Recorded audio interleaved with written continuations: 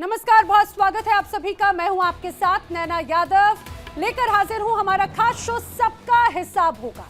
Oscar winner AR. Rahman, उनका एक बयान आया और उसने बॉलीवुड से लेकर हिंदू मुस्लिम बहस के रूप में एक तरह से उसे तब्दील कर दिया। जिस इंडस्ट्री ने रहमान को शोहरत दी, उसी को उन्होंने कम्युनल कह दिया और इसी पर अब ये कहा जाए कि कथावाचक देवकीनंदन ठाकुर भड़क उठे हैं। देवकीनंदन ठाकुर ने रहमान के आरोपों को एहसान फरामोशी बता दिया है। अब सवाल यह है कि क्या काम मिला तो पूरे बॉलीवुड पर सांप्रदायिक होने का ठप्पा लगा दिया जाए? क्या हर प्रोफेशनल गिरावट के पीछे हिंदू मुस्लिम नैरेटिव गढ़ा जाए? अब देवकीनंदन ठाकुर का यह स्पष्ट कहना है कि जिस थाली में खाकर नाम मिला उसी में छेद करना ना कला है ना ईमानदारी है। अब सवाल ये नहीं कि रहमान को आखिर काम क्यों नहीं मिला, सवाल ये कि क्या देश की हर बहस को धर्म के चश्मे से देखना जरूरी हो गया है।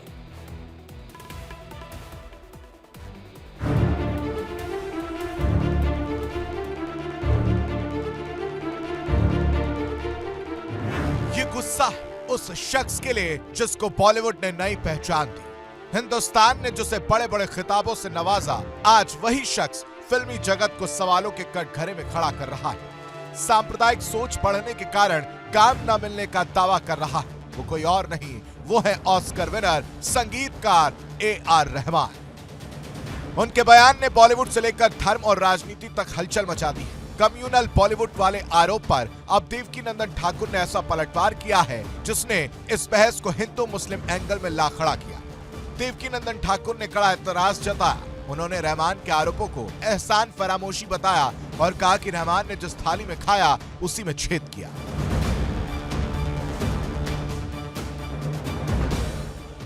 रामायण को मानते हैं, गीता को मानते हैं, गीता की नहीं। यही फंस रहा है हिंदू, यही फंस रहा है सनातनी। अभी सुनो, आदत एक सिखा देते हैं। अभी एक नया पुराना ही सिंगर है, वो कह रहा है कि अब भारत में हमें काम नहीं मिल रहा। नहीं, हम गाने वाने नहीं सुनते, इसलिए हम नहीं जानते। न्यूज सुनी थी कि कोई सिंगर है, हम नाम इसलिए नहीं ले रहे हैं क्योंकि फिर कह देंगे ये हिंदू मुस्लिम के बिना इनकी रोटी नहीं चलती। हमारी रोटी तो परफेक्ट है, सिकी सिकाई है। जादना पैदा बहकर ठाकुर जी ने रोटी बना के भेजी हमारे संग। ए.आर. रहमान के बयान पर साधु संतों में काफी आक्रोश है। ए.आर. रहमान हर असफलता के पीछे धर्म और हिंदू मुस्लिम नैरेटिव गढ़ना देश को बांटने जैसा है। ए.आर. रहमान ने बॉलीवुड में जो नाम कमाया, उसी बॉलीवुड को वो बदनाम कर रहा है। जिन सनातनी हिंदुओं ने उसको अपने पलकों में बैठाया, उन्हीं सनातनियों की बुराई कर रहा है। जिस व्यक्ति ने हिंदुस्तान में नाम कमाया, हिंदुस्तान से शोहरत कमाई और हिंदुस्तान की बुराई कर रहा है, तो यह व्यक्ति एहसान फरामोश है। वहीं मुस्लिम स्कॉलर ने बताया कि उन्होंने सिर्फ अपने अनुभव साझा किए, किसी धर्म को निशाना नहीं बनाया। साथ ही देवकीनंदन ठाकुर के बयान को देश को बांटने वाला बताया। देवकीनंदन ठाकुर जी ने कही है कि वो जिस थाली में खाते हैं उसी पे छेद करते हैं वगैरह वगैरह। ये बात उन्होंने एक मुसलमान होने पर उनको पर इशारा किया है। तो मैं समझता हूँ कि ऐसी बोली बोलने वाले लोग सिर्फ नफरत बांटते हैं। क्या ये कला बनाम विचारधारा की लड़ाई है या फिर हिंदू मुस्लिम चश्मे से हर बहस को देखने की मजबूरी? जवाब फिलहाल बहस के शोर में दबा हुआ है। Bureau report, India daily.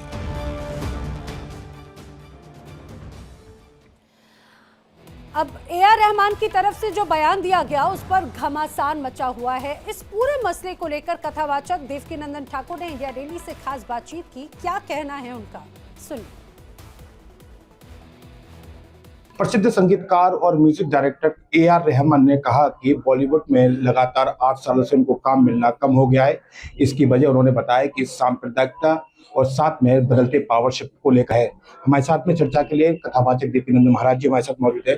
महाराज जी, जिस तरह से रहमान ने बयान दिया है कि इसकी वजह सांप्रदायिकता है, जो बॉलीवुड 30 साल में उसमें काम कर रहे हैं, आखिरकार आज उनको ये सांप्रदायिकता क्यों लग रहा है? मैं ये जानना चाहता हूँ वो किस मजहब के हैं। आप जानते हो किस मजहब के हैं? आपसे एक बार जानना चाहिए। वो अभी तो आई थिंक दूसरे मजहब में है, लेकिन मैंने उनके विषय में पढ़ा है कि वो पहले सनातनी थे, हिंदू ही थे और कुछ समय पूर्व बदले हैं। अगर उनको लगता है कि प्रॉब्लम हो रही है तो वो अपना धर्म वापस वही स्वीकार कर ले जहाँ से गए, वहाँ आ जाए, शायद काम ज्यादा मिलना शुरू हो जाएगा। बिल्कुल महाराज जी, लेकिन जिसने 30 सालों तक काम दिया बॉलीवुड ने, कहते हैं कि लंबे समय से जिसमें काम करते हैं वही घर की तरह बन जाता है, और जहां पर जिस बॉलीवुड में सुपरस्टार 3 खान हो, आखिरकार वो सांप्रदायिक कैसे? ये बात पूरे सनातनी जगत को समझनी चाहिए। इसी को कहते हैं जिस थाली में खाते हैं उसी में छेद करते हैं। जिसने सब कुछ दिया है, हम उसको बदनाम इसलिए कर रहे हैं क्योंकि भारत की छवि खराब हो सके, पूरे विश्व में ये पता चल सके कि भारत एक विशेष समुदाय के अगेंस्ट है। लेकिन कोई ये नहीं कहेगा कि उस समुदाय के साथ कितना बुरा हुआ है अफगानिस्तान में, कोई ये नहीं कहेगा कि उनके धर्म के बच्चों के साथ कैसा हुआ है पाकिस्तान में, और कैसे 6-6 साल की बच्चियों का धर्म परिवर्तन कराकर बुढ़े 60 साल के साथ विवाह कर दिया जा रहा है। कोई ये नहीं कहेगा कि हिंदुओं के साथ कितना जघन्य अपराध हो रहा है, चाहे अफगानिस्तान हो, पाकिस्तान हो, बांग्लादेश हो, चाहे बंगाल हो, जहां इतने बड़े बड़े पाप हम लोगों के साथ में हो रहे हैं। पूरा विश्व क्या इस बात को देख के अनदेखा कर देगा? और हम फिर कह रहे हैं ये सिर्फ भारत की छवि को खराब करने का मंतव्य है, उनका षड्यंत्र है। और फिर भी अगर उनको लगता है काम नहीं मिल रहा है तो you can change your religion. Maharaj ji, सांप्रदायिकता कैसे? जब आपको बॉलीवुड रामायण के लिए गाने लिखने के लिए देता है, उसमें गाने का मौका देता है, आज आप 30 साल बाद कह रहे हैं जब उसमें काम करने के बाद कि सांप्रदायिक के तौर पर काम नहीं। रामायण का काम किसने दिया उसको? बॉलीवुड ने दिया। फिर काय को कह रहे हैं वो इस बात को? बिल्कुल। और अगर उनको लग रहा है रामायण का काम, मतलब अगर इस बॉलीवुड में काम नहीं मिल रहा है, तो मुझे लगता है कि जिसने भी बॉलीवुड में उसको रामायण का काम दिया है उसे अपनी सोच पे दोबारा विचार करना चाहिए और किसी अच्छे संगीतज्ञ को रामायण का ज्ञान काम देना चाहिए जो अच्छे से काम कर सके, ऐसे व्यक्ति को नहीं जो भारत की छवि खराब करे। धन्यवाद। सांप्रदायिक सद्भावना को बिगाड़ने की कोशिश है ये भारत को? निश्चित तौर पे भारत की छवि खराब करने का षड्यंत्र है और ऐसे लोगों की जांच होनी चाहिए, कार्रवाई होनी चाहिए। कहीं भारत की छवि के खराब करने में इनडायरेक्ट डायरेक्ट उनका कोई रोल है कि नहीं? धन्यवाद। ठीक है महाराज जी, हमारे साथ में कथावाचक दीप्तिनंद महाराज जी मौजूद थे, जिन्होंने कहा कि यह कहीं ना कहीं फिजा को सांप्रदायिक के तौर पर बिगाड़ने की कोशिश की जा रही है। प्रेम कौशिक, डेली मतलब वृंदावन। तो आपने देवकीनंदन ठाकुर को सुना, वो कह रहे हैं कि ये एक तरह से भारत की सांप्रदायिक छवि को बिगाड़ने की कोशिश है। अगर ऐसा है तो एक बार फिर से धर्म परिवर्तन करके कम बैक कर लिया जाए, घर वापसी कर लिया जाए। लेकिन अब ऐसे में बड़े सवाल है, बड़ा सवाल क्या देवकीनंदन ठाकुर का आरोप सही है कि ए आर रहमान ने देश को बदनाम किया?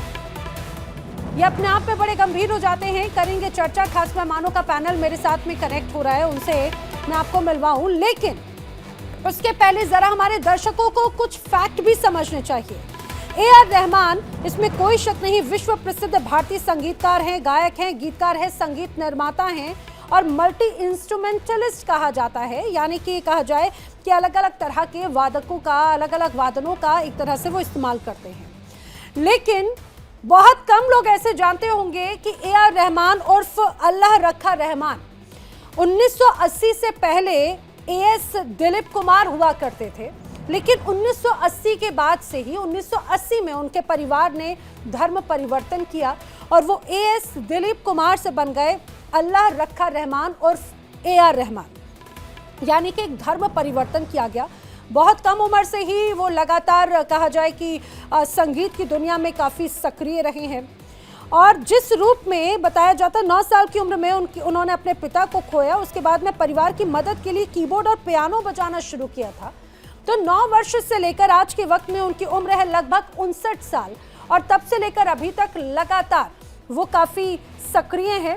और 1992 से बॉलीवुड में या इंडस्ट्री में उन्होंने एक कदम रखा और तब से लेकर अभी तक कई बड़े कीर्तिमान वो अपने नाम कर चुके हैं। कई राष्ट्रीय, कई अंतर्राष्ट्रीय फिल्मों में वो म्यूजिक दे चुके हैं, अपनी आवाज़ दे चुके हैं और अपनी संगीत की वजह से अपनी एक अलग छवि बना चुके हैं। लेकिन अब एक अलग तरह की सियासत यहाँ पर शुरू होती हुई नजर आती है।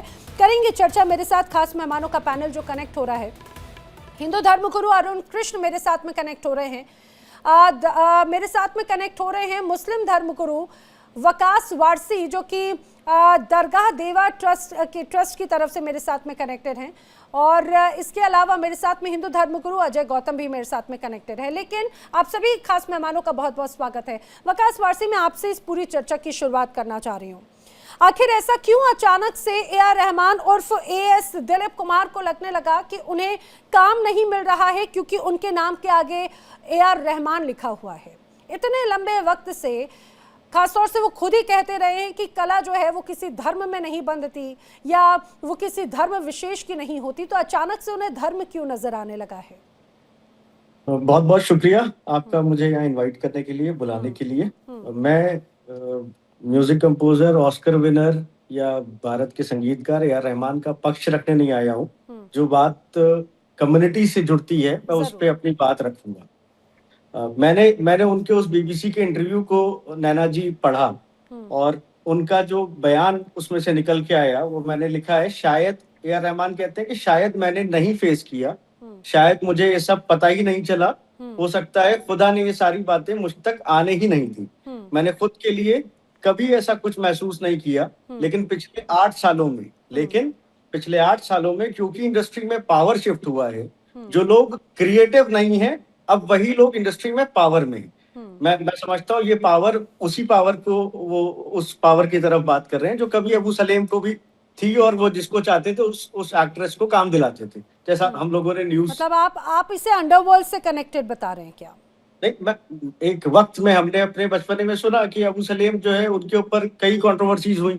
वो दाऊद के आदमी थे, बड़े माफिया थे और जिस इंडस्ट्री में जिसको चाहते थे काम दिलाते थे, जिसको चाहते थे काम नहीं मिलता था। तो यहाँ पे इनके ए.आर. रहमान के बयान में, उनके इंटरव्यू में ये लाइन मुझे कॉन्फ्लिक्ट वाली, कंट्रोवर्सी वाली लगी। आगे कहते हैं कि वही डिमांड करते हैं, हो सकता है कि ये सांप्रदायिक चीज हो शायद, लेकिन मेरे मुंह पर कभी नहीं किया गया। ये ए.आर. रहमान का वो वक्तव्य है जो उन्होंने बीबीसी के अपने इंटरव्यू के दौरान कहा। अब प्लीज आपका सवाल। तो ये आपको हास्यास्पद लगता है या इसमें कोई सत्यता नजर आती है? क्योंकि ऐसे तो इंडस्ट्री में अभी तक हम देखते हैं, बॉलीवुड में एक्टिंग इंडस्ट्री में तो 3 खान हमेशा फेमस रहे, आमिर खान, सलमान खान, शाहरुख खान, उनका दबदबा रहा। और अब अगर बदलते वक्त के साथ जब नई जनरेशन अगर आगे आ रही है तो क्या वो भी यही कहेंगे कि भाई हमें धर्म के आधार पर कार्य नहीं दिया जाता? जी, मैं बतौर एक प्राउड इंडियन मुस्लिम मैं मानता हूँ कि ए.आर. रहमान, जिनको ऑस्कर अवार्ड मिला, जिनके पास काम की कोई कमी नहीं रही, हम लोग हर 2 महीने पे, हर 3 महीने पे उनकी कोई ना कोई क्रिएशन देखते हैं और उसको वो सुपर हिट ही जाती है। वेस्ट का एक बहुत बड़ा काम, प्रोजेक्ट उनको मिलते रहते हैं back to back. A R. Rahman अपने आप में म्यूजिक इंडस्ट्री में बहुत बड़ा नाम है, जिसको पूरा देश सराहता है और पूरे देश ने उनको प्यार दिया। उनके उस इंटरव्यू में किसने उनको फंसाया, मुझे पता चला कि मैंने पता किया कि उनका इंटरव्यूअर कौन था। तो हारून राशिद, जो कि एक बहुत सीनियर जर्नलिस्ट है, लेकिन उनका ओरिजिन पाकिस्तान है। बीबीसी रेडियो से वो जर्नलिस्ट हैं। उन्होंने ही इंटरव्यू लिया ए.आर. रहमान का, जिस इंटरव्यू से ये कंट्रोवर्सी क्रिएट हुई। और वो इंटरव्यूअर जो थे उनके मूलतः रहने वाले शायद पाकिस्तान के, एज फार एज ठीक है। वेल, मैं अपने दर्शकों को बता दूं, मुस्लिम स्कॉलर इमरान खोकर जी भी हमारे साथ में कनेक्ट हो चुके हैं। मैं अपने बाकी साथियों का रुख करूं, लेकिन इमरान जी का ही रुख करना चाह रही हूं इसी एंगल के साथ में। इमरान जी, आपका भी बहुत स्वागत है। खासतौर से अगर मैं देख रही हूँ लिस्ट पिछले सिर्फ 24-25 की अगर बात करें, 2024-25 की, तो इन डिटेल्स के अनुसार 2024 में, 2025 में भी कई बड़े प्रोजेक्ट्स पर काम किया है ए.आर. रहमान ने, और 20 से 30 फिल्मों पर उन्होंने पिछले कुछ सालों के अंतर काम किया। और अचानक से इतना काम मिलने के बाद में, इतनी शोहरत, इतना पैसा कमाने के बाद में उनकी तरफ से ये बयान आना, भले ही वो प्लान्ड हो या कुछ भी हो, क्या ये भारत की, देश की, या ये कम्युनल छवि बिगाड़ने की कोशिश है क्या? इमरान जी, अपना ऑडियो अनम्यूट कर लें प्लीज।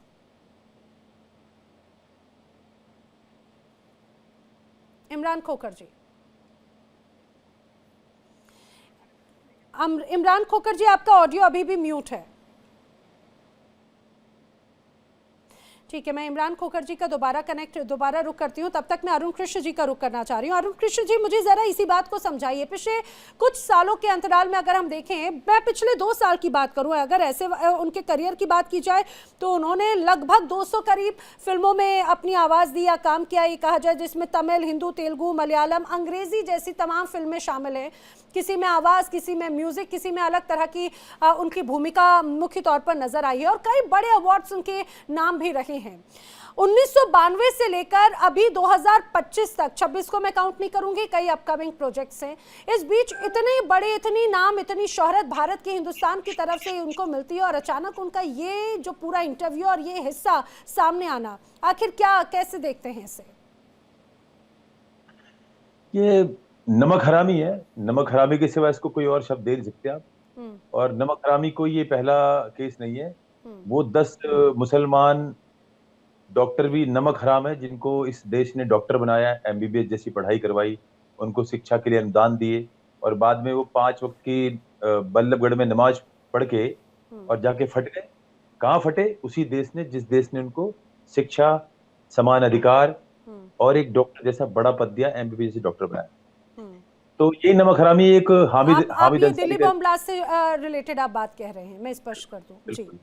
और ऐसे नमक हराम आपको मंदिर और मदरसों में हर दिन पकड़े जाते हैं। कोई स्लीपर सेल में, कोई मशीन, कोई नोट बनाने की मशीन चला रहा है, कोई 50,000 कारतूस निकल रहे हैं और कई स्लीपर सेल निकल रहे हैं, कई अलकायदा से निकले, रोज पकड़े जाते हैं। ऐसी एक नमक हराम है हामिद अंसारी, जिसको इस देश के जनता ने ही इस देश का उपराष्ट्रपति बनाया। पूरे जीवन उसने उपराष्ट्रपति बन के मलाई खाई। जैसे ही उस नमक हराम को उपराष्ट्रपति के पद से हटाया गया, उसने क्या कहा कि इस देश में मुसलमान सुरक्षित नहीं है, हमें मुसलमान होने से डर लगता है और मुसलमान के साथ भेदभाव होता है। वो नमक हराम जो पूरे जीवन क्या बना रहा, इस देश का उपराष्ट्रपति जैसे बड़े पद, इस देश में केंद्रीय मंत्री जैसे बड़े पद उसने पाए। इसे कुछ और, किसी और शब्द से बुला नहीं जा सकता लाग लपेट करके, ये नमक हरामी है। क्योंकि आने वाले समय में देखो, जो व्यक्ति अपने धर्म का वफादार, निष्ठावान नहीं रहा, वो कैसे वफादार रहेगा किसी कार्य का? ये पहले हिंदू था और जितने भी, मैं तो इन वारसी जी हैं जो बैठे हुए हैं, बड़ी सच्चाई से ये कैसे बोल रहे हैं, मैं गारंटी से बोल सकता हूँ ये सुन्नी मुसलमान नहीं हो सकते। अगर इन्होंने सच बोला है तो मैं लिख के दे सकता हूँ, ही इज नॉट सुन्नी मुसलमान। अगर सुन्नी मुसलमान ये हो सकता सिया हो या कुछ और हो, सुन्नी नहीं है ये। तो ये आप देखिए, इसी देश का खाते हैं पूरे जीवन, बहुत फक्र है मुझे। हाँ जी, मैं एक प्राउड हिंदुस्तानी सुन्नी मुसलमान हूँ और मुझे अपनी परवरिश पे बहुत गर्व है। बहुत आश्चर्य है। और क्योंकि मेरे आश्चर्य है मुझे इस बात का, क्योंकि मैं टीवी चैनलों पे आके देखता हूँ, कुछ भी उल्टा सीधा जो भी मुसलमान का हो, हम मुसलमानों को आके उसका डिफेंड करना होता है, चाहे वो गलती क्यों ना। अभी तो ये डिफेंड कर रहे थे कि 12,000 मुसलमान और पर्शियन मार दिए गए ईरान के अंदर, 5,000 तो वहां की रिपोर्ट बता रही है। और यहाँ पर टीवी चैनल पे आकर मुसलमान क्या बोल रहे हैं, अच्छा एक गद्दार थे, मारे गए सारे गद्दार। अरे 14-14 साल के बच्चों की छातियों में गोली मारी गई, 14-14 साल के बच्चों के सिर में गोली मारी गई, बच्चियों के, लड़कियों के गोली मारी गई। यहाँ का मुसलमान क्या कह रहा है, वो गद्दार मारे गए सारे गद्दार, और हमास के आतंकवादियों के साथ है। गुरुजी, हम जिस मिट्टी पे, हम लोग जिस हिंदुस्तान की इतनी सुकून की मिट्टी पे पैदा हुए, इस सुकून की मिट्टी ने हमें जो सबसे पहला तोहफा दिया वो ये दिया कि यहाँ के 20% मुसलमान, यानी कि तकरीबन 20-30 करोड़ मुसलमानों को 80% हिंदू भाइयों ने चारों तरफ से घेर के ताकत दे रखी है। हम उस एहसान को नहीं भूल सकते। चलिए, तो बहुत अच्छी बात है। बड़ी आपकी बातें बड़ी मर्मस्पर्शी हैं। लेकिन मुझे लगता है आचार्य अरुण कृष्ण जी, इसमें कोई शक नहीं है। इसलिए नहीं है, आशा करता हूं कि ये इसमें कोई शक नहीं। देखिए, ए आर रहमान की तरफ से जो बयान सामने आया, वो भी बखूबी जानते हैं कि हिंदुस्तान ने उन्हें क्या दिया, क्या नहीं दिया। लेकिन अजय गौतम जी, दरअसल उनके उस बयान को अलग अलग रूप में जरूर देखा जा रहा है। उनका जो इंटरव्यू था, उसमें सवाल पूछा गया था, क्या तमिल बैकग्राउंड के आर्टिस्ट को बॉलीवुड में डिस्क्रिमिनेशन का सामना करना पड़ता है? लेकिन इसके बाद ए आर रहमान ने जवाब दिया कि पर्सनल एक्सपीरियंस शेयर करते हुए कि काम की तलाश में वो नहीं है, बल्कि काम उनके पास में आना चाहिए। लेकिन ऐसा लगता है कि शायद कम्युनल स्थितियों को ध्यान में रखते हुए उनके पास में काम नहीं आता है। हालांकि उन्होंने ये कहा जाए कि इंडस्ट्री की बदलती डायनामिक्स और क्रिएटिविटी को लेकर बात कहते कहते वो कम्युनल की तरफ चले गए, तो ये उनके मन के भाव थे, मन की पीड़ा थी। आखिर ये है क्या? और जैसा कि यहाँ पर अभी हमने सुना कि वारसी साहब कह रहे हैं कि भाई ये भारत की छवि को बिगाड़ने की कोशिश है। देखिए, सबसे पहले तो मैंने भारत सरकार से अनुरोध किया है, सुबह ही मैंने मेल भेजी है कि इनको जो पद्म श्री और पद्म विभूषण दिया है, इनको अल्लाह रखा साहब को, वो वापस ले लिया जाए। क्योंकि ये जो बात कर रहे हैं देश की एकता और अखंडता के विरुद्ध बात कर रहे हैं, और ऐसे व्यक्ति को पद्म अवार्ड देने का कोई तुक नहीं है। इसलिए सबसे पहले तो इनके जो पद्म अवार्ड है वो वापस ले लिए जाए। और दूसरी बात, अगर इनको काम नहीं मिल रहा तो अच्छी बात है, मैं तो कह रहा हूँ देना भी नहीं चाहिए, बिल्कुल नहीं देना चाहिए ऐसे व्यक्तियों को। अब देखिए, जो मेरे ख्याल से सबसे बड़ी फिल्म बन रही है रामायण, इस वक्त में जो सबसे बड़ा, मेरे ख्याल से सबसे बड़ा प्रोजेक्ट है, उसका सारा म्यूजिक का काम इन्हीं का अल्लाह रखा, ये जो रहमान के पास में है। उसके बावजूद ये कहना कम्युनल कार्ड खेलना बड़े शर्म की बात है। मतलब आप मान लिए जिस देश ने, जिस सरकार ने इनको पद्म अवार्ड से नवाजा, जिनको ऑस्कर के लिए नॉमिनेट किया है, जिनको, एक बात बताइए, जो हिंदू सिंगर्स हैं, अभी पीछे सोनू निगम ने बोला कि जब से नए लोग आए हैं, नए लड़के आए हैं, मेरे पास काम आना बंद हो गया। युग होता है, हर आदमी का एक युग होता है, हर आदमी का एक काम होता है, हर एक की जगह कोई ना कोई उसको रिप्लेस करने के लिए बना है। कोई भी आदमी फॉरएवर नहीं है। लेकिन आप बजाय इसके कि आप अपने आप को इम्प्रूव करते, आप टाइम के साथ अपने आप को बदलते। भाई एक टाइम था लोग सुनते थे उनको, आज दूसरे रिसर्चर आ गए जिन्होंने ने तब्दीली करी, जिन्होंने लोगों को कनेक्ट किया, अट्रैक्ट किया। आप कम्युनल कार्ड, मैं तो कहता हूँ कोई भी हिंदू प्रोड्यूसर, मैं रिक्वेस्ट करता हूँ, हाथ जोड़ के अपील करता हूँ कि कोई भी हिंदू प्रोड्यूसर AR रहमान को कोई काम ना दे, और जो रामायण के इनके दिया हुआ प्रोजेक्ट है वो भी इनसे छीना जाए। ये इस लायक ही नहीं। ये आप किस आधार पे आप ये आपकी मांग रख रहे हैं? आप उनके नाम AR रहमान की वजह से कह रहे हैं या फिर उनके इस बयान की वजह से कह रहे हैं? देखिए, एक बात सुनिए, ये वो देश है जहाँ जो कह लीजिए बिस्मिल्लाह खान साहब जो थे, हम साहब लगा के बात करते हैं बिस्मिल्लाह खान के लिए, आप समझिए, वो गंगा जी की आरती के अंदर शहनाई बजाते थे, और जब रियाज करते थे तो काशी विश्वनाथ की तरफ देख के रियाज किया करते थे। हम जो हमारे बुजुर्गवार हैं, जो वास्तव में इस देश को अपना देश मानते हैं, जो वास्तव में इस देश की तबीयत को अपना मानते हैं, हम उनका सम्मान करते हैं। लेकिन जो लोग इस देश के खिलाफत जाएंगे, मैं तो कहता हूँ छीन लेना चाहिए इनसे। कोई भी हिंदू प्रोड्यूसर इन्हें काम ना दे, मेरी रिक्वेस्ट है, मेरी गुजारिश है, ठीक है, कि ऐसे लोग, इसलिए नहीं कि उनका नाम AR रहमान है, अगर ऐसा होता तो आप मुझे बता दीजिए, क्या आज भी जो ये तीनों खान हैं, उनको देखने मुसलमान तो 20% है, बाकी की 80% टिकटें तो हिंदू ही खरीदते हैं। इनको लेके फिल्में बनाने वाले तो ज्यादा, आधे से ज्यादा हिंदू प्रोड्यूसर है, मुसलमान। क्या इस देश ने मोहम्मद रफी को नहीं चाहा? क्या संगीतकार जो नौशाद थे उनको नहीं चाहा? आप मुझे बताइए ना, कभी किसी ने कुछ नहीं बोला, सब लोग बड़े सम्मान से रहे हैं। लेकिन ये तो फैशन बन गया, आप सेक्युलर ही नहीं माने जाओगे, आप पढ़े लिखाई नहीं माने जाओगे जब तक आप इस देश को गाली नहीं दो, यहाँ की संस्कृति को गाली नहीं दो, यहाँ को ये ना बोलो हमारे साथ ये हो रहा है। अरे भैया, जितना शोषण तुम लोगों ने किया है, उतना तो अगर हम बोलने पे आ जाए तो आज कोई लोग कानों में उंगलियां डाल लेंगे। लेकिन मैं वापस से एक चीज बोलता हूँ, अगर भाई हर एक व्यक्ति का दौर होता है, एक वक्त था समाचार पत्रों में ले लीजिए, सर इसमें कोई शक नहीं। अजय गौतम जी, वक्त बदलता है और ये पीड़ा हमने देखा है, ये हर एक व्यक्ति एक बदलते दौर के साथ की बात होती है। आपने सोनू निगम का जिक्र किया, इसके अलावा कई और बड़े कलाकार लगातार यही कहते रहे, बदलते वक्त के साथ में खुद को ढालना और नीड्स के अनुसार खुद को डालना अपने आप में ये बहुत जरूरी हो जाता है। लेकिन इमरान खोखर जी, ये वही इंडस्ट्री है जिसने बिस्मिल्लाह खान की बात हो, मोहम्मद रफ़ी की बात हो, नौशाद की बात हो, और ऐसे एक लंबी फहरिस्त है। क्या कला भी अब ये कहा जाए धर्म के आधार पर देखी जाएगी। AR रहमान का ये बयान आया, उसके बाद में लगातार विवाद देखने को मिला। अब यहाँ पर चाहे बात आचार्य अरुण कृष्ण हो, आचार्य अजय गौतम जी हो या देवकीनंदन ठाकुर हो, उनकी नाराजगी यहाँ पर जायज नजर आती है या नहीं? आपका ऑडियो अनम्यूट कर लीजिए इमरान जी, अभी भी आपका ऑडियो नहीं आ रहा है।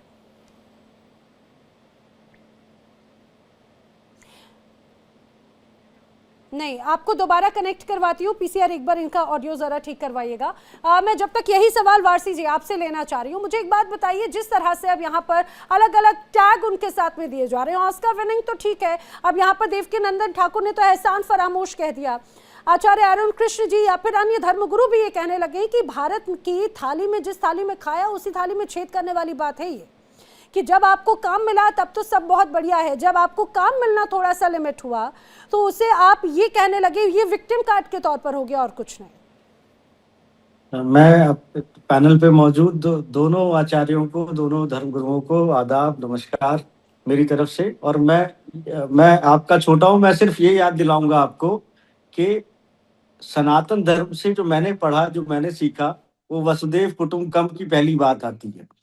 और दिल बड़ा रख के माफ करना भी सबसे बड़ा सवाब है, सबसे बड़ा पुण्य है। कितना बड़ा दिल रखें, आपकी इस दिल को आवाज नहीं आ फाड़ रही। दे क्या? कितना बड़ा दिल रखें आपको बताऊं? अभी नहीं, किस केस पे मुझे अभी मैं क्या मुझे प्लीज आपको बताता हूँ। संघर्ष सुनो, आचार्य जी, संघर्ष मुझे प्लीज कंप्लीट कर लेने सुनो। दीजिए, बस आधा नहीं, मिनट मैं के आपको बाद। एक बात बताऊंगा, फिर आपको ये बात अच्छी लगेगी सुनने में। मुझे आप बीच में बोलने दीजिए 2 मिनट। अभी आपको बताऊं मैं क्या कर रहा हूँ। जी। दिल्ली में मात्र 3 दिन पहले एक इरशाद नाम का ओखला का मुसलमान लड़का 4 लड़कों के साथ आता है और एक हिंदू परिवार के घर में घुसता है। उसकी लड़की को मात्र 18-19 साल की थी, घर में से निकाल के लेके हम ढूंढ रहे हैं उस लड़की को। और किन माँ बाप के घर में? जो माँ बाप बेचारे बूढ़े हैं, उनको तो ये नहीं कि एक थप्पड़ भी किसी को मारने की उनकी शक्ति हो, और हम उसे ढूंढ रहे हैं। हम पुलिस में कंप्लेंट करके आ चुके हैं और पुलिस उनको ढूंढ रही है, उनके खिलाफ सर्वेलेंस लगा रखी है। हम क्या क्या ढेले जी आपका, ये आप जो बोल रहे हो ना, इससे मैं आपको सही बताऊं, आपकी इन बातों से उल्टा हिंदू भ्रमित हो जाते हैं। क्योंकि मुसलमान नहीं, लेकिन मैं अपनी आचार्य बात जी, में- आचार्य मैं- अरुण कृष्ण जी, जिस तरह से आपने भी बयान दिया, या फिर अभी पिछले कुछ वक्त से अगर लगातार कलाकारों की तरफ से ये बात नजर आती है, उनको ये कलाकार लगता नहीं, है कलाकार की कि बात पिछले नहीं है। कुछ वक्त से हर चीज हिंदू मुस्लिम पर आधारित हो गई है। कुछ वक्त से कब से? कुछ वक्त से कब से? उन्होंने पिछले 8 सालों का जिक्र किया, ए.आर. रहमान ने पिछले 8 सालों का जिक्र किया। अच्छा, तो जो कश्मीर में 90 से अधिक मस्जिदों से एक दिन सारे मुल्लाओं ने भौंका और बोला कि हे हिंदुओं, काफिरों, ये कश्मीर खाली कर दो और अपनी बहन बेटियां छोड़ जाना, अपनी बहन बेटियां छोड़ जाना, काफिरों कश्मीर खाली कर दो। और साथ तुम्हें टाइम दे रहे, रलीब अलीब गरीब टाइम दे रहे 24 घंटे का। और एक मस्जिद से किसी एक मुसलमान ने नहीं कहा था, 100 मस्जिदों से, लगभग 100 मस्जिदों से। भैया वो कौन से मुसलमान थे? वो कौन से अच्छे वाले थे, बुरे वाले थे? बताओ जरा। गिरजा टिक्कू को 20 मुसलमानों ने बलात्कार करके उस बच्ची को आरी में, आप सोचो हैवानियत क्या बोले इन दानवों को, देखिए, इसमें कोई शक आरी नहीं, से उसको चीर दिया बीच में से। इसमें कोई आरी शक को नहीं। भी जो आरी से चीर दिया। जो विभत्स तस्वीरें उस दौरान वहां से अब आई, मैं वो एक विकृत मुसलमान मानसिकता को की, दर्शाती मैं है। मानता हूं, इसमें मेरे कोई लिए शक नहीं। कोई मेरे ऐसा साथ में मुसलमान मुस्लिम आगे कुछ स्कॉलर बोलता है। मोहम्मद शोएब सिद्दीकी जी भी जुड़ चुके हैं। आपका भी बहुत स्वागत है मोहम्मद शोएब सिद्दीकी। बार बार चर्चा यही कि इतने लंबे वक्त से ए.आर. रहमान, जो कि कई अवार्ड उन्होंने अपने नाम लिया, भारत के सबसे बड़े सम्मान को उन्होंने अपने नाम लिया, और उन्हें अचानक से ऐसा लगने लगा है कि धर्म के आधार पर उनको काम नहीं मिल रहा, जो कि पिछले 2-3 सालों में उनके कई बड़े प्रोजेक्ट्स इस दौरान नजर आए हैं। ये देश की छवि को धूमिल करने वाला बयान है क्या? देखिए नैना जी, ऐसा है कि होता क्या कि एक वक्त तो ऐसा भी था कि फिल्मों में काम करना लोग उसको गुनाह समझते थे। अच्छे घराने के बच्चे कभी फिल्मों में नहीं आते थे। कुछ आए तो माँ बाप ने मुखालफत भी करी, लेकिन आज एक ट्रेंड चल गया है वेस्टर्न कल्चर, आदमी फिल्मों में जाना चाहता है। पहले ये बात हो जाए। देखिए, जो रहमान साहब ने बात कही है, आप देखिए होता क्या, अभी एक फिल्म आई थी, धुरंधर आई थी अक्षय खन्ना की। उनको 10 साल से काम नहीं मिल रहा था, लेकिन वो धुरंधर फिल्म में जो एक्टिंग कर दी, कहां से कहां पहुंच गया, आज उन्हीं के नाम से फिल्म हिट हो गई। तो रहमान साहब ने, मैं समझता हूँ, इस तरह का बयान देके अच्छा नहीं किया।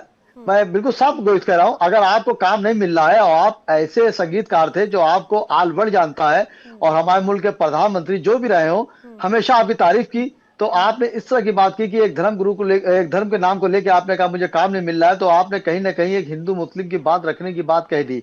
जब ये दौर नाजुक दौर से चल रहा है, हिंदू मुस्लिम का मामला आप देखिए नस नस में चल रहा है। शोएब जी, कौन सा नाजुक दौर है? देखिए नैना जी, ऐसा है कि आप भी जान रहे, मैं भी जान रहा हूँ। होता क्या, मैंने हमेशा एक बात कही कि हिंदू दिखाई दे कि मुसलमान दिखाई दे, आंखें तरस रही कि इंसान दिखाई दे, तो इस वक्त इंसान नहीं दिखाई दे रहा है। 47 के बाद से आज तक अगर आप देखें तो मुसलमान को ही हर फांसी पर रखा जा रहा है। और डिबेट पे बहुत से लोग ऐसी बातें कह देते हैं, हमारे बड़े लोग, जिसका वाक्य उस मामले में होता ही नहीं है। लेकिन मैं यहाँ पे हकीकत ये कह रहा हूँ कि रहमान साहब ने बिल्कुल गलत कहा, मैं इनकी पुरजोर मुखालफत कर रहा हूँ। लेकिन साहब ये भी कह रहा हूँ, जैसे शाहरुख खान वगैरह आप देख लिए, ये फिल्मों में जितने कलाकार होते हैं, अक्षय खन्ना ले ली, शाहरुख खान ले ली, आमिर खान ले ली, सलमान खान ले ली, इनका धर्म से मैं समझता हूँ उसी नाम के रहते हैं, इनसे कोई मतलब नहीं रहता है। तो रहमान साहब ने बात कही है, जाहिर सी बात उनको ये बात नहीं कहना चाहिए। किस वजह से इन्होंने बात कही थी मुझे हैरत हो रही है, क्योंकि इनका नाम इतना आल वर्ल्ड में मशहूर है और इन्होंने कहा धर्म के नाम से, तो जाहिर सी बात है डिबेट पे लोगों को मौका मिल गया। जबकि इस वक्त हालात ऐसे चल रहे हैं कि नफ्सा नफ्सी का आलम है। देखिए अरे हमारे पास कोई काम नहीं है, डिबेट में लोगों को मौका मिल गया। ना देखिए मैं आपकी बात सुन रहा हूँ धर्म गुरु है, देखिए बात ना, मैं ये कह नहीं रहा हूँ, मैंने कहा कि अगर कोई भी हो, चाहे देखिए हिंदू हो चाहे मुसलमान हो, देखिए हिंदू हो चाहे मुसलमान हो चाहे ईसाई हो चाहे कोई हो, अगर धर्म के नाम की, देखिए धर्म के नाम पे अगर कोई बात करता है कि मुझे काम नहीं मिल रहा है, तो मैं समझता हूँ अच्छी चीज नहीं है। हामिद, एक बात बताइए, जो हामिद अंसारी उपराष्ट्रपति था, पूरे जीवन उस नमक हराम ने इसी देश ने राष्ट्रपति बनाया उसको, और रिटायर होकर क्या बोलता है कि मुसलमान तो भेदभाव हो रहा है, मुसलमानों के साथ हमारे साथ भेदभाव हो रहा है। अरे तू नमक हराम, पूरे जीवन इस देश ने राष्ट्रपति बनाए थे उपराष्ट्रपति, और तू रिटायर होकर कहता है कि इस देश में मुसलमानों के साथ भेदभाव हो रहा है, और तू बैठा हुआ किस पद पे?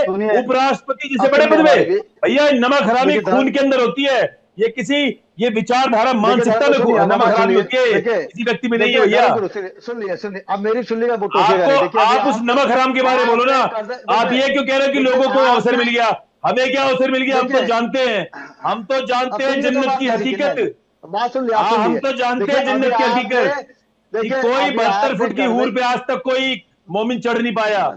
उस 72 फुट, हम तो जन्नत की हकीकत जानते हैं कि 72 फुट की जो हूरें हैं भैया, उस तक आज तक कोई मोमिन पहुंचा नहीं, केवल मुल्लाओं ने उनका मूर्ख बनाया है। तो हम तो जन्नत की हकीकत जानते हैं, तो हमें मत बताओ मुसलमानों के बारे में। हमें कोई अवसर नहीं मिला कि लोगों को अवसर मिल गया बोलने का। भैया मुसलमान ऐसे ही है। देखिए सिद्दीकी का जवाब ले लेते हैं।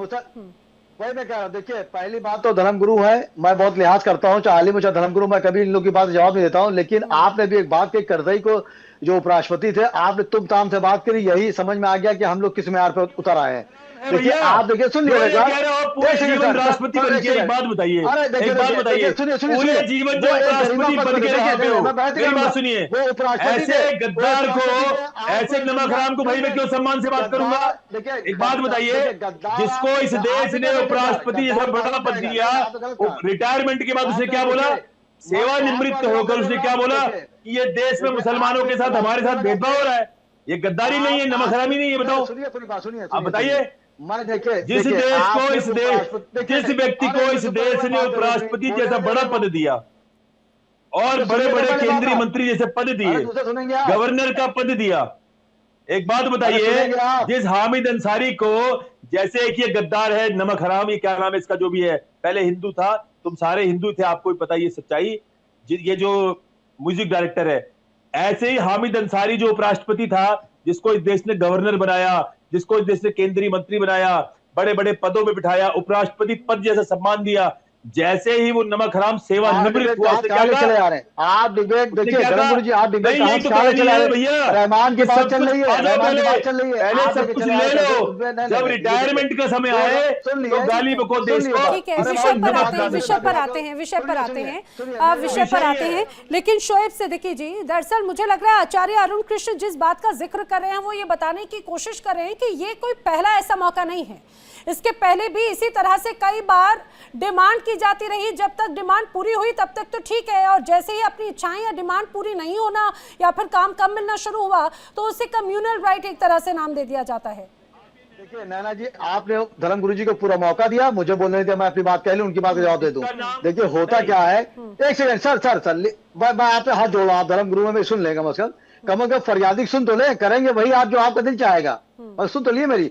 देखिए होता क्या है, कल्याण सिंह जो हमारे वहां थे मुख्यमंत्री थे, फिर राज्यपाल हुए, सब जानते हैं बाबरी मस्जिद मामले में, लेकिन जब केस चल रहा था तो चूंकि वो राज्यपाल थे तो उन पर केस नहीं चलाया गया, तो करजई साहब उपराष्ट्रपति थे, तो आप उपराष्ट्रपति लेकर गाली नहीं दे सकते हैं, आप एक बड़ी पोस्ट गाली दे रहे हैं। सुनिए क्योंकि बाबर नाम का आतंकवादी, इस देश में बाबर नाम के आतंकवादी, उस बाबर आतंकवादी नाम की मस्जिद की कोई स्थिति नहीं भैया।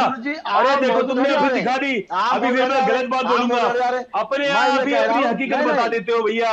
इसका मतलब आप यहाँ पर बैठ के बाबर नाम के आतंकवादी का पक्ष कर रहे हो, मैं क्या कह रहा हूँ, बाबर नाम के आतंकवादी का मस्जिद का पक्ष कर रहे हो बैठ के आप। कल्याण सिंह जी ने मस्जिद तोड़वाई, हम भी कहते हैं कि बाबर के नाम की सारी मस्जिदें, इस देश में मस्जिद का कोई औचित्य नहीं भैया। ये देश सनातन हिंदू राष्ट्र का देश है। यहाँ पर बाबर नाम की मस्जिद बना रहे हो। आचार्य जी ठीक है, लेकिन देखिए ये देश सभी का देश है। 1947 से लेकर अभी तक या उसके पहले भी जिस तरह से हमने देखा कि यहाँ की इस माटी में सभी का खून पसीना मिला हुआ है, इसमें कोई शक नहीं। लेकिन मैं एक बार फिर से ए.आर. रहमान की तरफ आती हूँ और इसका जवाब मैं लेना चाहूंगी वारसी जी आपसे। जरा मुझे समझाने की कोशिश कीजिए। देखिए आचार्य अरुण कृष्ण जी भी वही बात कह रहे हैं कि ये पहला मौका नहीं है, इसके पहले भी कई बार ऐसे मर्तबा कई बार ऐसे मौके सामने आए जब बार बार रह रहकर यही बातें देखने को मिलती रही हैं। आखिर इस तरह की मानसिकता क्यों नजर आती है? आखिर क्यों जब आपको काम मिल रहा है तब तो सब बिल्कुल ठीक है, लेकिन आपने ने कहा कि जो इंटरव्यू लिया गया उस इंटरव्यू का जो ये कहा जाए कि जो इंटरव्यू ले रहा था उसका दूसरा एक तरह से हिस्सा यहाँ पर नजर आ रहा था। जी इमरान माफ कीजिएगा, इमरान खोखर जी भी मेरे साथ में कनेक्ट हो चुके हैं। इमरान खोखर जी, क्या आपको मेरी आवाज आ रही है?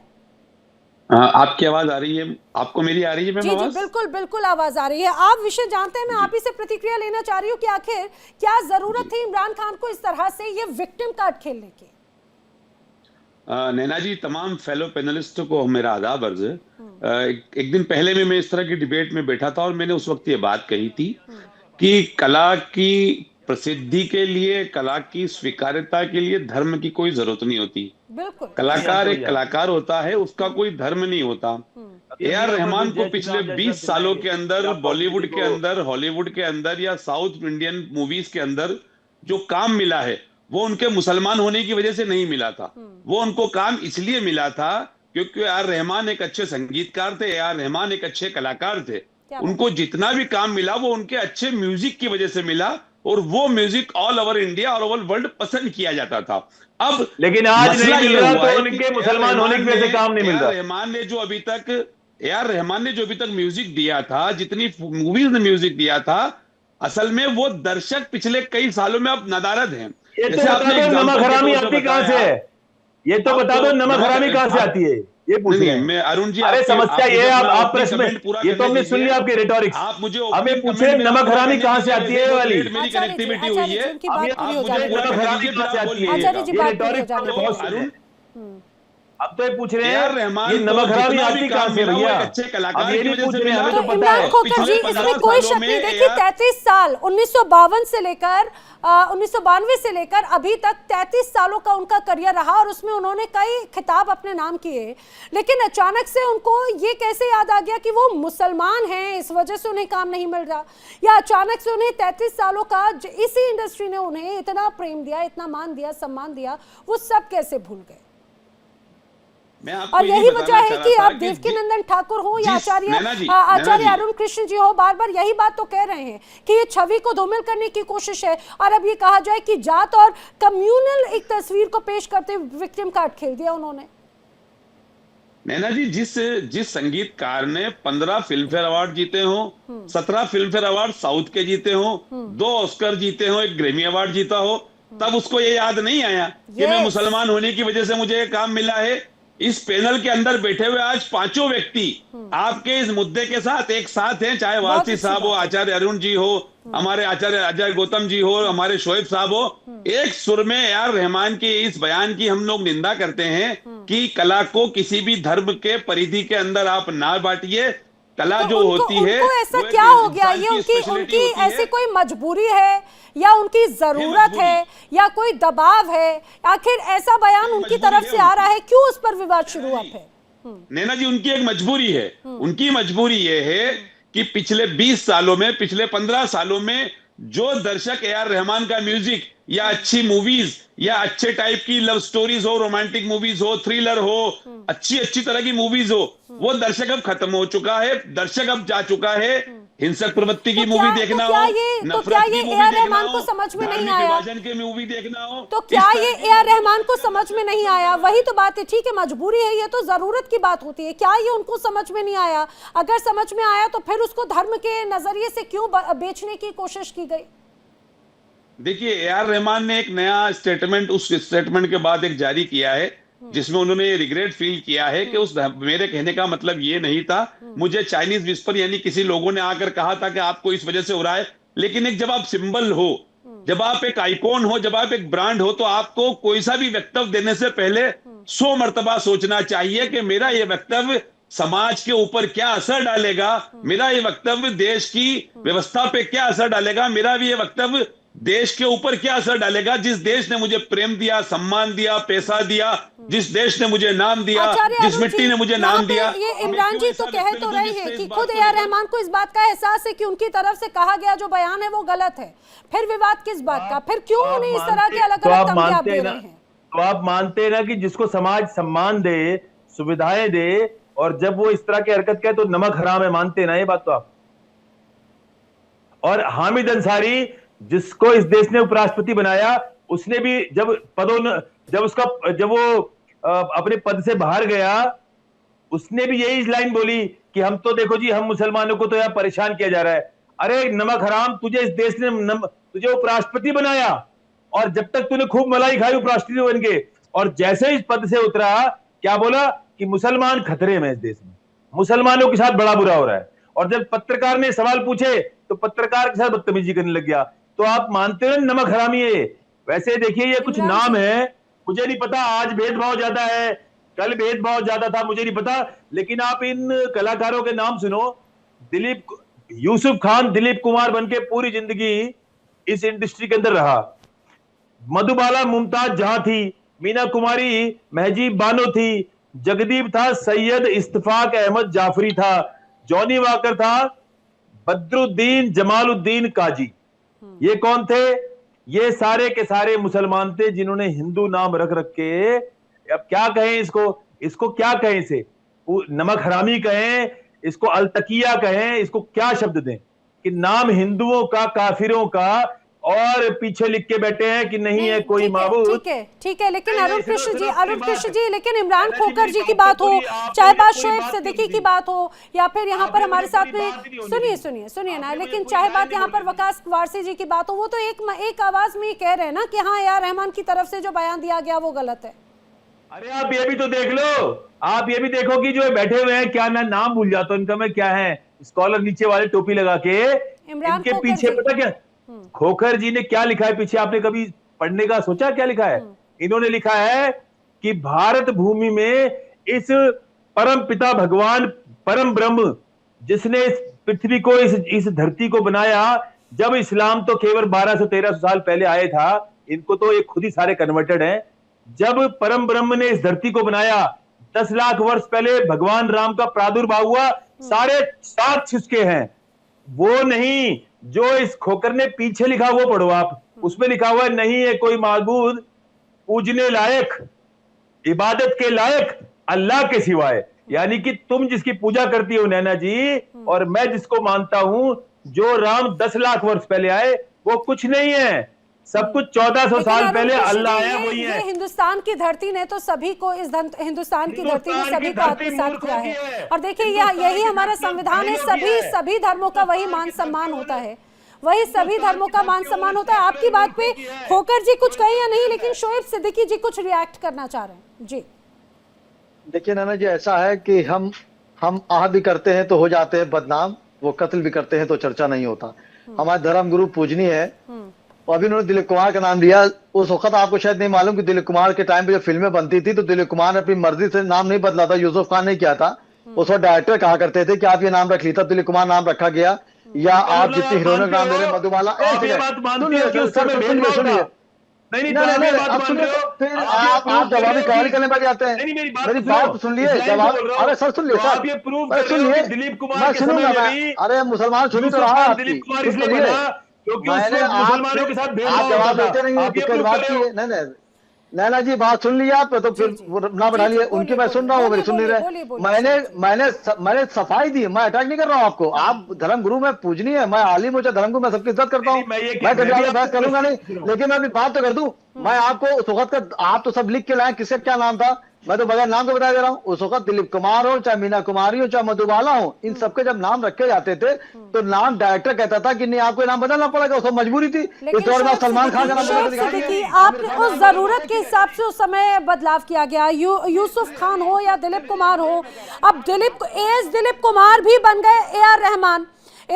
ये उन्होंने अपनी जरूरत और अपनी नीड्स के अनुसार चीजों में परिवर्तन किया ना।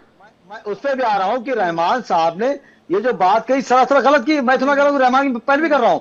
हमारे जितने लोग पैनलिस्ट हैं उन्होंने ये बात जो कही वो गलत कही। लेकिन होता क्या है कि जब आप देखिए सन 47 से लेकर 2025 तक अगर आप डाटा देख लें तो हिंदू मुस्लिम का स्तर चलता चला आ रहा है, उसको कहीं ना कहीं बांटने की कोशिश की जा रही है। लेकिन कहीं ना कहीं मुद्दा है कि मंदिर आम पर ऐसा आ जाता है कि उसको कहीं ना कहीं डिबेट पे लाना पड़ता है और अपनी बात कहना पड़ती है। मैं ये कह रहा हूँ रफी साहब की बात है, रफी साहब से अच्छा गायकर ना हुआ था ना रहेगा। उसके बाद अनवर आए वो चले गए, मोहम्मद रीदा आए वो चले गए, शफीर साहब आए जी ये बात तो हम भी मानते हैं ना, ये तो इंडस्ट्री की बात है।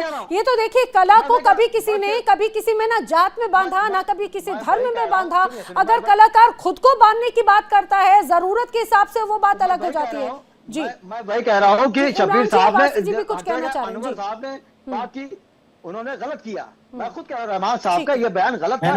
नैना जी मैं गुरुजी से एक बात कहना चाहूंगा, लेकिन पहले आपसे एक फेवर चाहता हूँ कि गुरुजी से रिक्वेस्ट कर लीजिए कि मुझे अपनी बात पूरी मुकम्मल करने दें। बोलिए।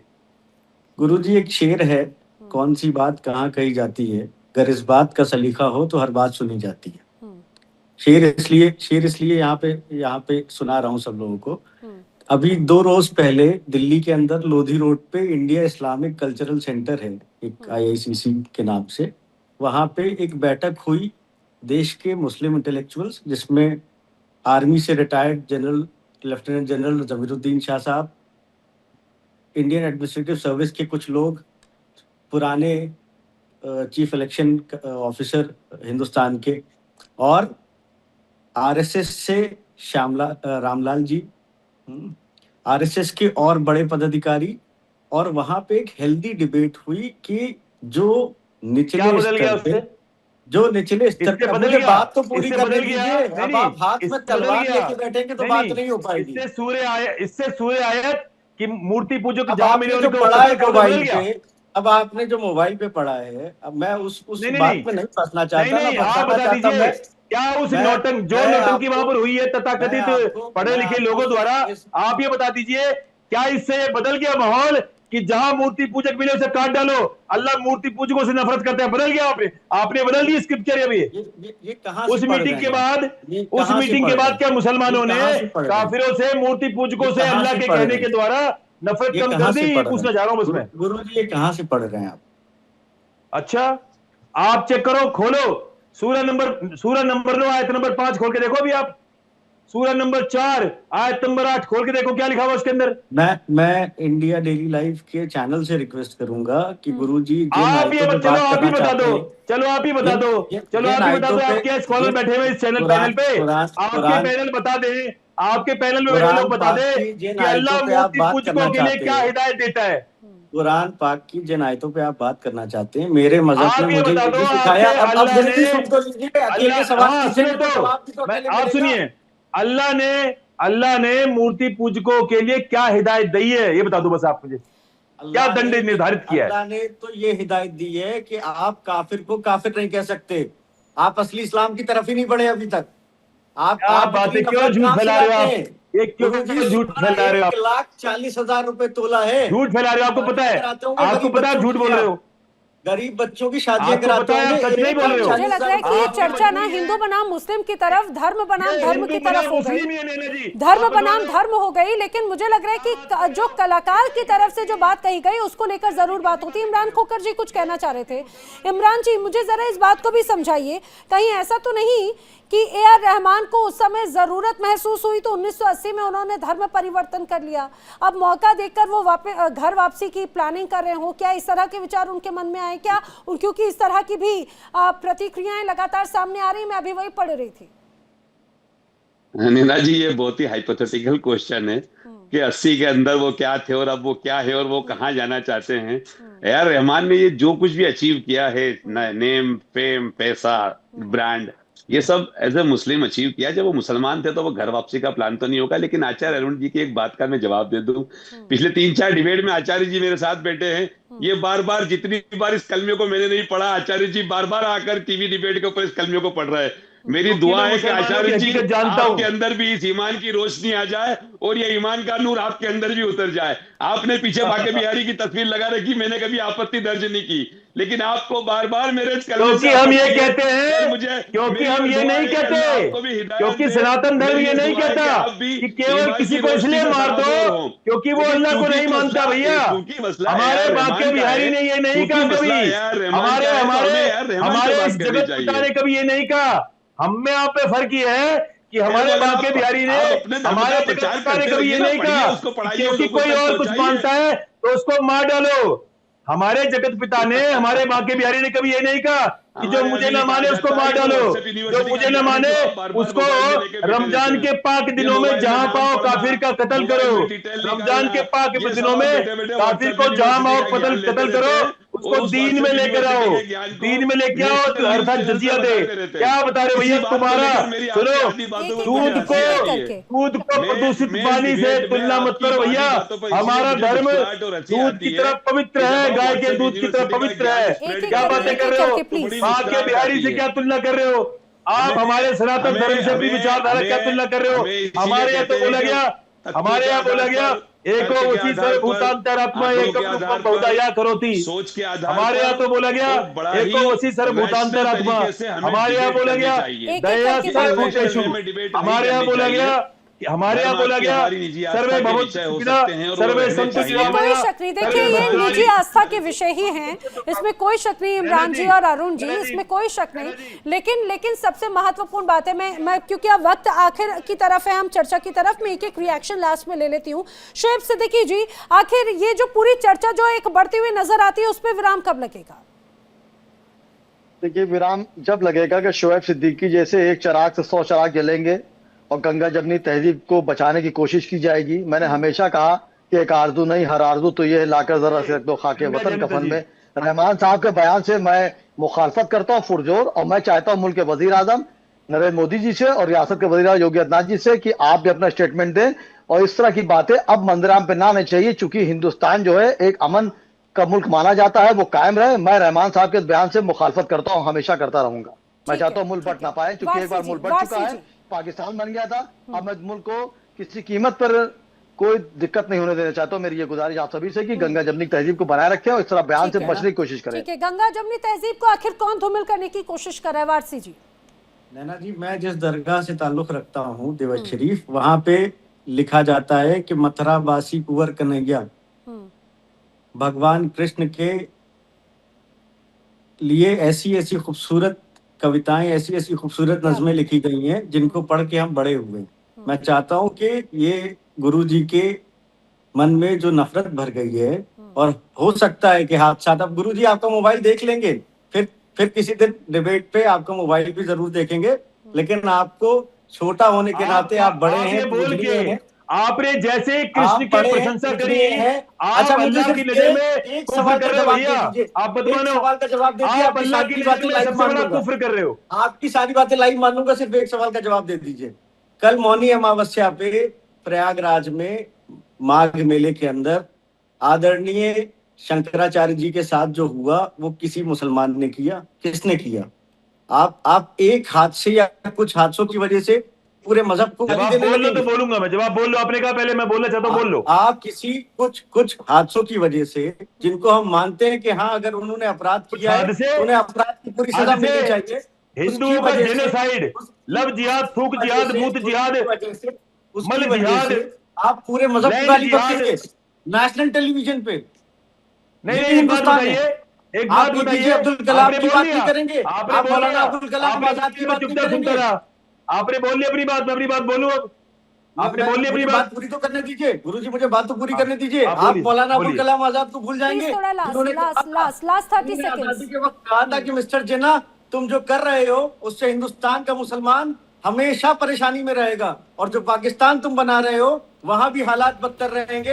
हिंदुस्तान का मुसलमान हमेशा अपनी सफाई देता रहेगा। ये बात मौलाना अबुल कलाम आजाद ने तब आजाद देश के बढ़ते वक्त लेकिन आप देखिए तब से लेकर अभी तक कितनी चीजें बदल गई। हम हमेशा हिंदू मुस्लिम एकता की बात करते हैं, गंगा जमनी तहजीब की बात करते हैं, और अभी तक वही तस्वीर बड़ी खूबसूरती के साथ में नजर आती थी।